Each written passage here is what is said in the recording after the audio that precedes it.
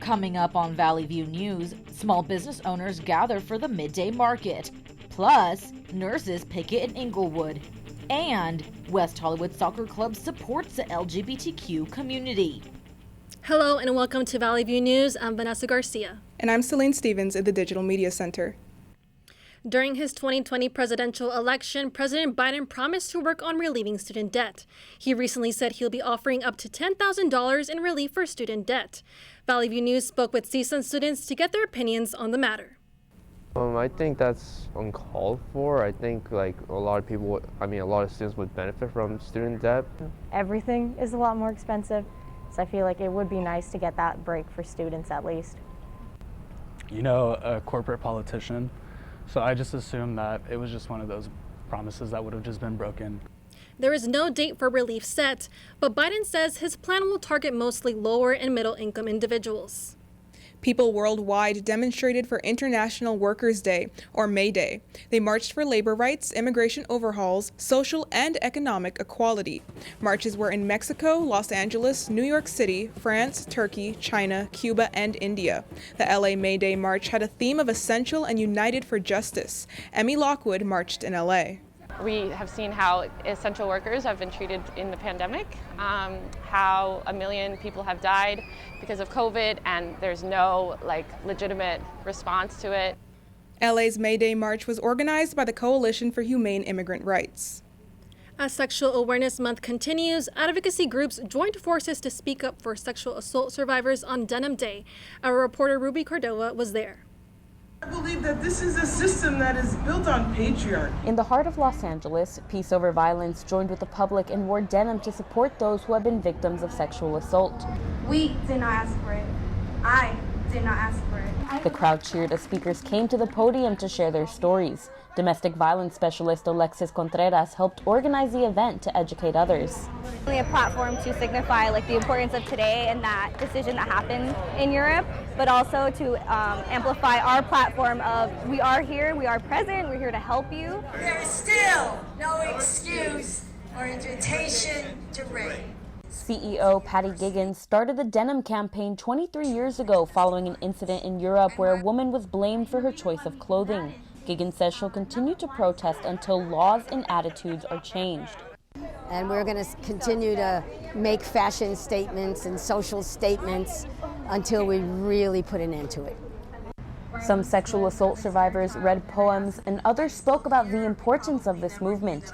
Ana Santa Maria wants change for the sake of all victims.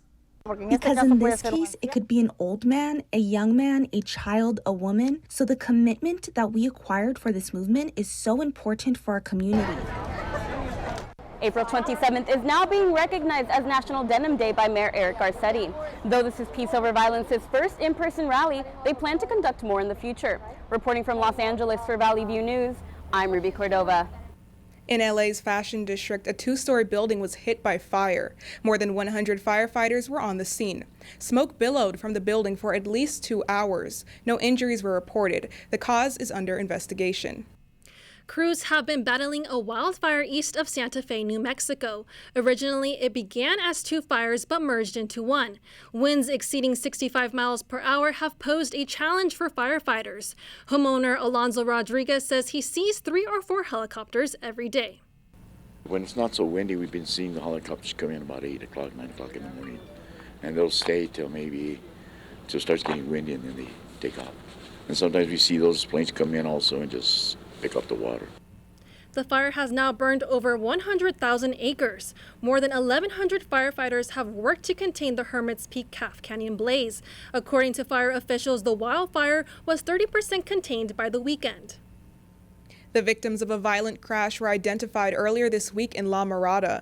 The victims were 46-year-old Michael Oliveri and his 21-year-old daughter, Carly Daly. The car was speeding when the accident happened, causing it to lose control and hit multiple objects, including a fire hydrant and a sign pole. The crash happened at the intersection of Rosecrans Avenue and Beach Boulevard early Saturday morning. Both victims were pronounced dead at the scene.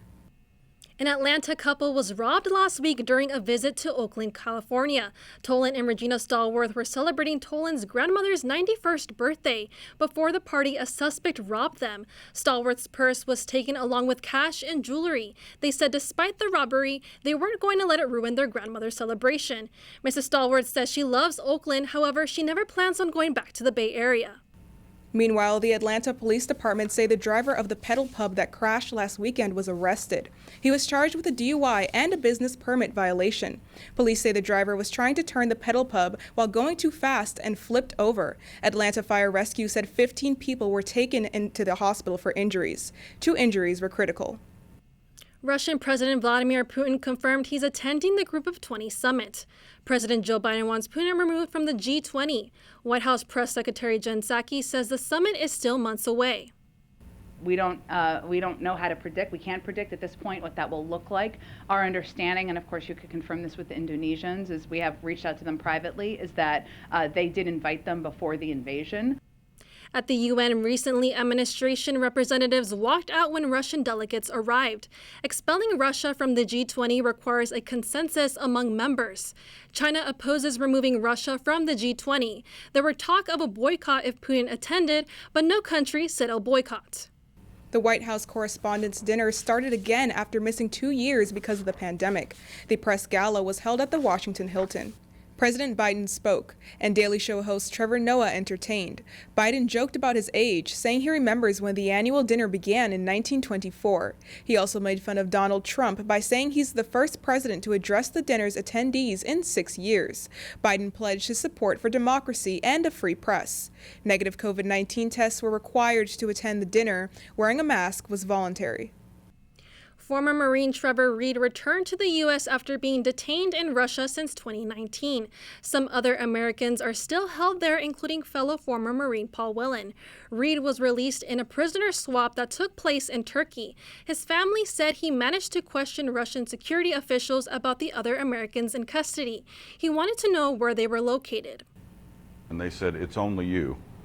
And I think he was very surprised, and we had always been concerned that he might, if this were to ever occur, a single transaction, that he might fight it, not wanting to leave a fellow Marine behind. Reed's release also brought more attention to cases like Whelan and WNBA player Brittany Griner. A UC San Diego study showed that compared to previous years, 5 times as many people were injured falling from the U.S.-Mexico border wall during the pandemic. Doctors say the injuries were because the height increased from 8 feet to 17 feet and to 30 feet. Experts say some sections of the barrier are now unclimbable. However, that hasn't stopped people from attempting to climb the wall. One border fall last month injured 3 people. In all cases, the victims don't have financial resources and health insurance. UCSD estimates this costs hospitals $13 million between 2019 and 2021. San Diego Fire Rescue also used resources, sending crews to rescue the injured. A tornado destroyed dozens of structures in Wichita, Kansas last weekend. It touched down in Sedgwick County, then moved to Butler County. Only a handful of injuries were reported. Chief Chad Russell updated the community. Good news is we have found no more injuries than we talked about last night. We have no reports of fatalities. I continue to be happy to report that we have no rescues outstanding. Over 950 buildings were in the twister's path. It was rated an EF3 based on the winds reaching up to at least 136 miles per hour. Over 200,000 houses and businesses were without power at one point. Many hospitals are understaffed. Some nurses say understaffing isn't only hurting them, but harming the patients as well. During a recent protest in Inglewood, I spoke with nurses who want their hospital to do more. Nurses held an informational picket in front of Centinela Hospital Medical Center in Inglewood. RN SHAMMA SINGH says she and other nurses are picketing because the hospital is severely understaffed. Nurses are leaving in droves.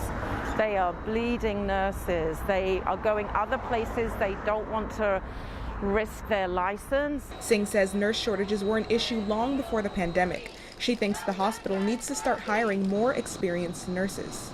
They need to retain and recruit nurses because safe nurse to patient ratio saves lives, and patients are being put at risk because there are not enough nurses. When asked to comment on the situation, Centinela Hospital Medical Center wrote in an email that they've continued to institute all safety standards and measures to mitigate through the shortages to provide for their patients. When asked exactly what they've done to mitigate shortages, they declined to comment. Mireya Ayala is in her 4th week of training. She says because of understaffing, the experienced clinicians needed for training new nurses aren't always available. The preceptor had like 7 patients, 8 patients, and they don't have time to teach us.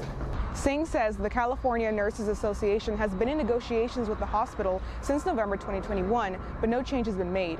She says they're going to continue taking action until the hospital meets their demands. Reporting from Inglewood for Valley View News, I'm Salazar-Stevens. More to come on Valley View News. Nancy Pelosi visits Ukraine, and paid sick leave is in jeopardy for Amazon employees.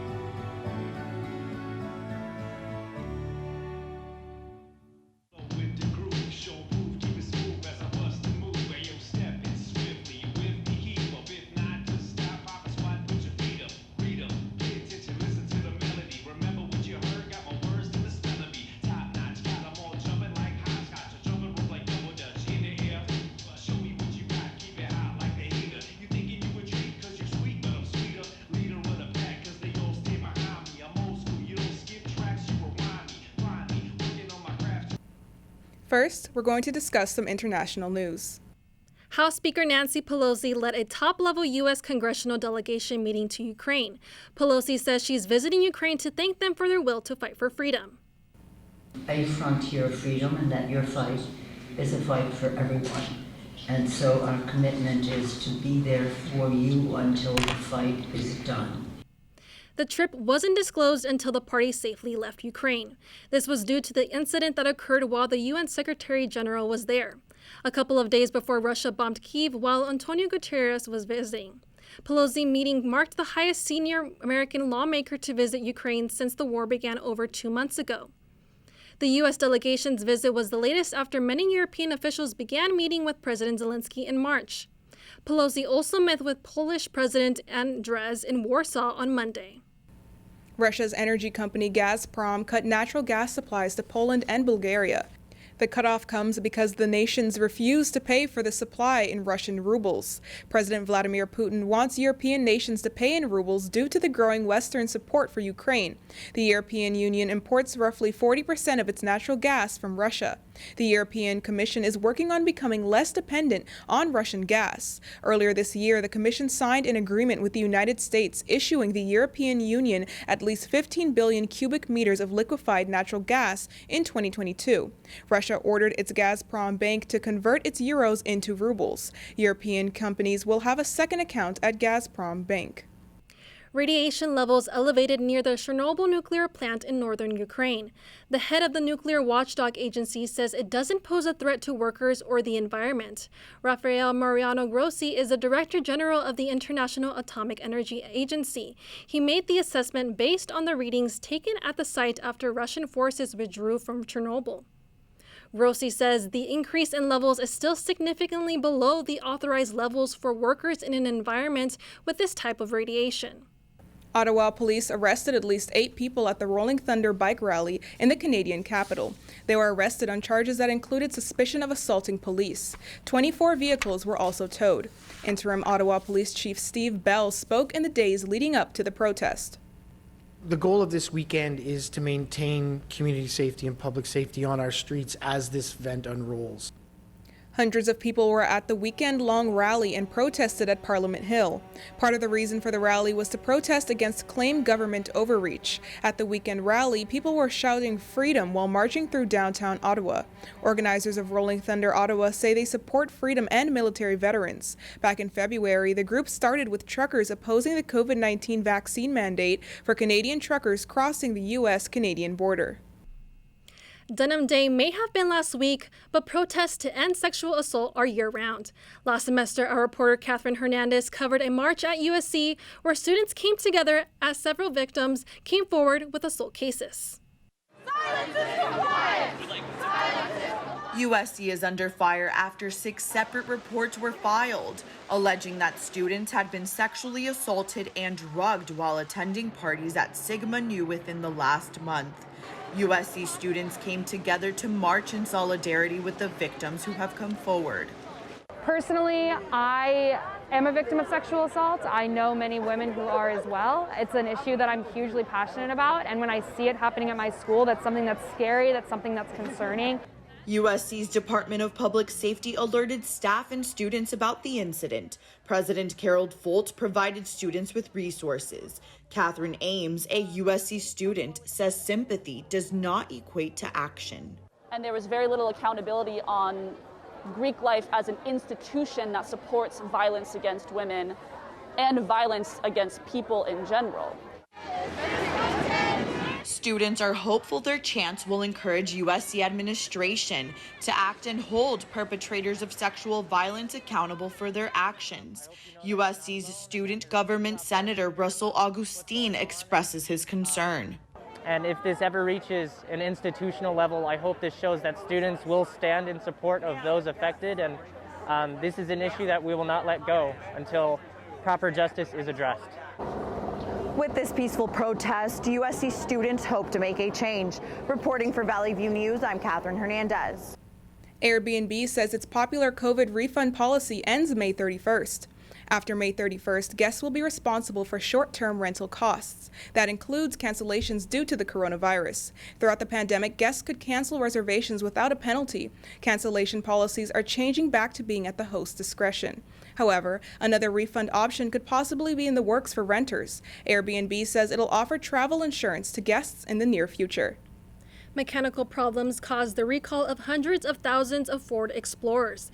The National Highway Traffic Safety Administration says the SUVs are rolling away while parked. Their document says their rear axle mounting could have fractured. This causes the drive shaft to disconnect, risking the car rolling away when it's parked without the parking brake on. The vehicles most at risk are some 2020 to 2022 Explorer models, including the Explorer Hybrid and the Explorer Plug-in Hybrid. A few 2020 to 2021 Explorer Police Interceptor SUVs were also affected. Monday, Amazon ended its COVID-19 paid sick leave policy. Now, all of its U.S. employees will get up to 5 days of excused, unpaid time off for a COVID-19 diagnosis. U.S. employees used to get 7 days paid leave under the previous policy. Amazon mentioned the sustained easing of the pandemic as one of the factors for their policy reversal. It also said that unless required by law, it'll no longer notify workers of positive cases in its facilities. Amazon is easing its pandemic policies amid the heightened workplace activism and multiple high-profile unionization efforts. Amazon's stock dipped after the company reported slowing growth and higher costs. The tech giant says its revenue grew 7% compared to the same period last year. It had 9% growth in the final months of 2021. It says it's anticipating a slower growth of rate between 3 to 7% in the next quarter. Amazon reported a net loss of $3.8 billion in its first quarter. The tech giant blames its losses on Rivian Automotive. It suffered a $7.6 billion loss from its investment in the electric automaker. Amazon would have still fallen short of expectations without the Rivian loss. Its shares decreased by more than 12% last week. A multidisciplinary artist organized a midday market to highlight businesses owned by people of color. Valley View News' reporter Natalie Sierra attended the event. The community workspace Second Home Hollywood is highlighting small businesses owned by people of color. The small pop-up shop sold art, clothes, and candles. Multidisciplinary artist and event organizer Corey Wash says she wants to expose more small businesses to shoppers. I wanted to just showcase like the local black brands that I really love and shop with and use, and just people that are my friends who are great. Some vendors say they need events like this in order to gain exposure. They also said it's great to see small businesses getting placed in big spaces such as Second Home Hollywood. Midday market vendor DETRON Nelson says it's important for the community. For persons of color and especially the Black community, it's so essential that we come together and we respond and collective consciousness. This is the first pop-up shop for vendor Joe May. He says it's good to support small businesses owned by people of color, and it's just as important to support all small businesses. Why give all our money to these big, huge, mass businesses that aren't even a part of the community? We're actually people that live here and that are contributing, giving back to the community. The group of vendors who took part in the midday market say they plan to do something like this again in the future. Reporting from Hollywood for Valley View News, I'm Natalie Sierra. When we come back, Clayton Kershaw breaks a Dodger record, also Los Angeles' largest and oldest LGBTQ+ soccer club. Stay with us. Hi, Meals on Wheels. I'm Marco. I'm a college student and I volunteer as a driver for Meals on Wheels.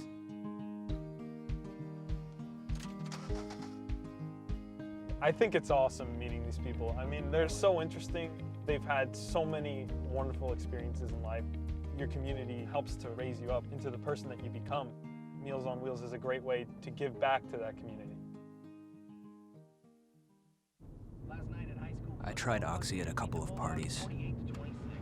I thought I had it under control. I didn't know it'd be this addictive. I didn't know how far I'd go to get more.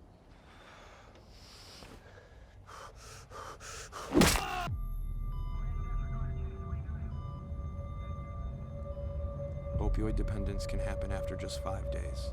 Know the truth, spread the truth. Red shirt, blue shirt, yellow shirt, oops. Yellow pants, red pants, green pants, oops. Naomi Judd's daughter honored her at her induction into the Country Music Hall of Fame. Months following our last medallion gathering, we've lost 2 members of the Hall of Fame. Judd passed at age 76, hours before the Nashville Museum's medallion ceremony. Her family shared on Twitter that they lost their mother to the disease of mental illness. The Judds won 5 Grammys and had 14 #1 singles. The MLB has suspended the Los Angeles Dodger pitcher Trevor Bauer after allegations of domestic violence. Bauer is suspended for 2 years, which is a 324-game suspension. This was announced before a third accuser came forward with her story.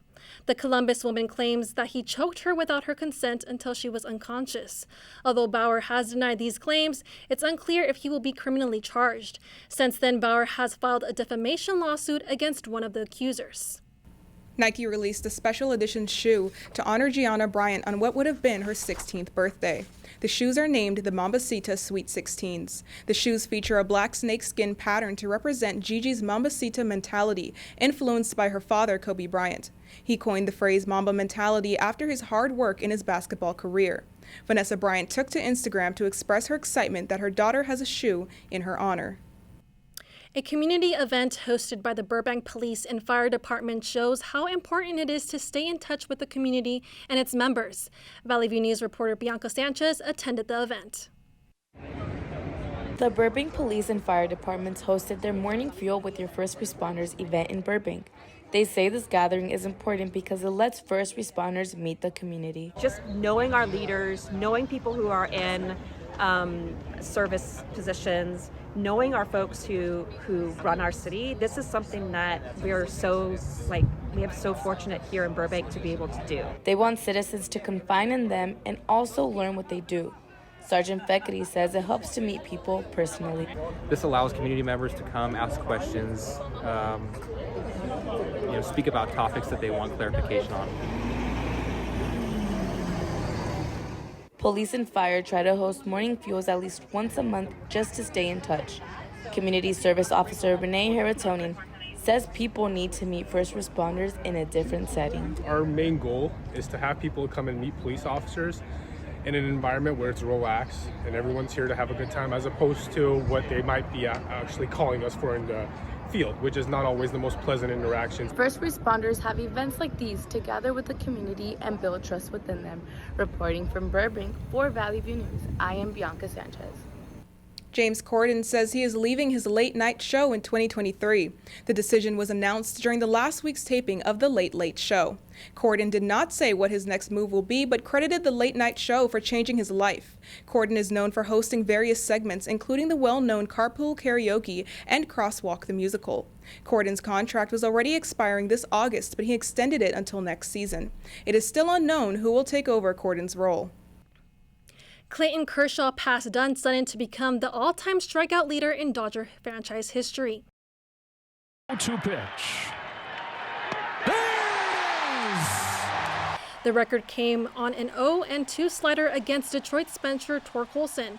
The crowd rose to their feet to give Kershaw a standing ovation. Kershaw became the 26th pitcher in MLB history to reach 2,700 strikeouts for a career. Although the Dodgers lost the game, Kershaw says seeing the fans care about it so much is what makes these records special. The Met Gala returned this year after the pandemic upheaval. It's been 8 months since the last gala, an annual fundraiser that raises 8-figure sums for the Metropolitan Museum of Art's Costume Institute. The event had about 400 A-listers from fashion, sports, music, and film. The Met Gala raised more than $16.4 million in the last year. The evening's dress code was gilded glamour and white tie, just like in the Gilded Age, a hectic period between the end of the Civil War and the start of the 20th century. LGBTQ athletes in Los Angeles have a safe place to play soccer in West Hollywood Soccer Club. Valley View News reporter Noe Ortega has more on the club. The West Hollywood Soccer Club is known as a safe zone for LGBTQ athletes. The club formed in 1985. It's the largest LGBTQ soccer club in California. Marley Goddard joined the club to play on a team that's welcoming. It's like even having a space where it's like intentional, where it's like, oh yeah, this is for like women, non-binary, and trans people. This is for like everybody to play. It's more of a percentage of like, oh yeah, I can like be myself around these people. The club practices every Saturday. It has 8 teams in LA County. Some teams play 11 versus 11, other teams play 7 versus 7.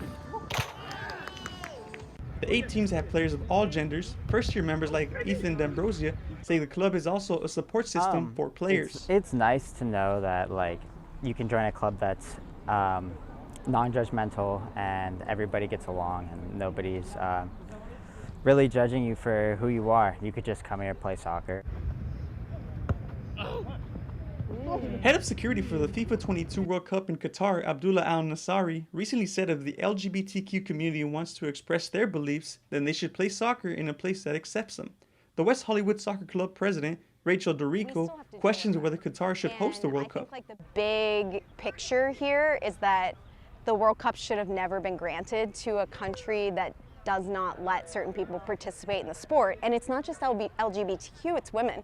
Even though the club was created specifically for the LGBTQ community, they accept people from outside their community to join. Reporting from West Hollywood for Valley View News, I'm Noah Ortega. One of Jackie Robinson's baseball bats sold at an auction for a little over $1 million. The bat was used in the 1949 All-Star Game in Brooklyn, where Robinson hit a double and scored 3 runs. This was the same year that he would go on to finish the season being awarded the National League's Most Valuable Player. That's all for us at Valley View News. I'm Vanessa Garcia. And I'm Celine Stevens. For stories any time of day, go to our website, csunvalleyview.edu. Thanks for watching.